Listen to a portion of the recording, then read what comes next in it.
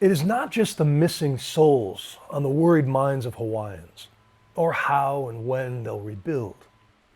There are also deep fears over the water that flows from the mountains to the sea and aquifers and keeps Maui alive. There has been a great deal of water conflict on Maui for many years.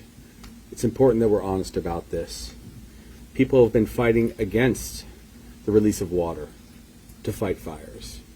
I'll leave that to you to explore.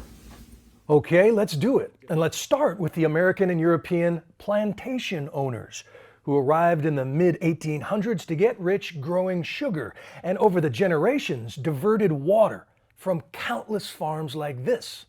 These stone walls were built by our ancestors 500 years ago. Wow, really? Yeah.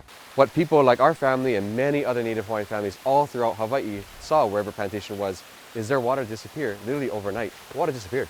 Like turning off a tap. Yeah. Which is why, like our family, like many other families in Lahaina and elsewhere, they were forced to leave their ancestral land. And maybe work for the same plantation owner that who took your water, right? Yeah. But even after the U.S. apologized in '93 for the overthrow of the Kingdom of Hawaii, and even as once lush landscapes turned flammable, it wasn't until farmers like Hokuau Pellegrino fought in court for over a decade that water rights were returned. And even in our oceans, because fresh water feeds those nearshore fisheries and grows the seaweed, the limu, for the small fry, for our turtles and other, important fishes. That's all coming back now that the waters are flowing to the ocean. But then came the fire and written complaints from the powerful West Maui Land Company, insinuating that firefighting efforts were hampered because a single Hawaiian farmer couldn't be reached for permission to divert extra water. In this particular case, it absolutely would not have made any difference. You have to understand that the West Maui Land Company, Launiopoko Irrigation Company's system is not tied whatsoever to the Maui Fire Department hydrant system.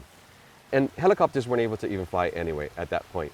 So, to even insinuate that that could have made any difference is just a complete farce. But with an emergency declaration, Governor Green has rolled back Lahaina's water designation and told the New York Times that we tipped too far towards water rights for nature and natives. 75% of the water resource in Lahaina is controlled by private entities. Only 25% is controlled by the county government. It's one big reason Lahaina community leaders gathered the media on Friday to call out the governor. My hope is that the community had the input to build back how we see fit for our community. My fear is that the community will be gone and this will be replaced with multi-million-dollar homes because we have realtors already calling. It's like just colonization repeating itself all over again, just in a different format. It's disaster capitalism at its finest. You're throwing spears to the people of Lahaina when they're already down. The very first Hawaiians crossed oceans with sacred kalo plants in their canoes, and Pellegrino is now using descendants of those plants to make poi for President Joe Biden's welcome lunch. But he says this kind of aloha can only last if there's enough water for every living thing. The West Maui Land Company did not return a call for comment. Well, U.S. President Joe Biden will travel to Hawaii today to get a first-hand look at the damage from those devastating wildfires on the island of Maui.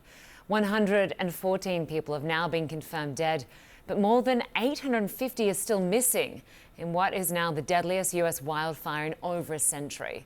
Some people in Hawaii have complained that the government's recovery response has been too slow. Chief Climate Correspondent Bill Weir brings us the latest on the search efforts.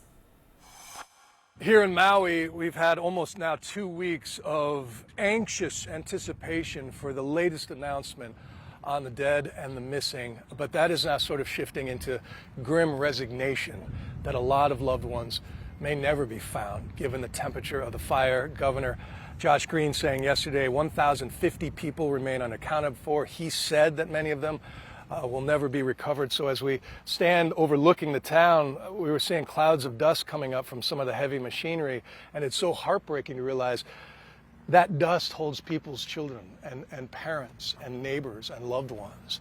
And how do you get a sense of closure in this particular space? This will be a sacred space for so many, for so long. 3.5 square miles of area burned. The president is expected to fly over Lahaina. It's uncertain whether he'll actually touch down on the ground. He's expected to meet with first responders and victims of this disaster. He, of course, is known as an empathizer in chief, given the tragedy in his personal life. But he uncharacteristically gave a no comment when asked about Hawaiians a few days ago. The White House insists he's been on the phone hourly almost, making sure that everybody gets the resources they need. But this is really an emotionally charged time. So many tender emotions right now. And so the president is sort of walking into that. As for the future, so much of that depends on sort of ancient fights over water rights in particular. So that's at the top of mind of people who say that the water that could have kept this place lush and fireproof was diverted to resorts and rich homeowners at the expense of locals. That may come up during today's visit, but it certainly will be an issue going forward. Bill Weir, CNN Maui.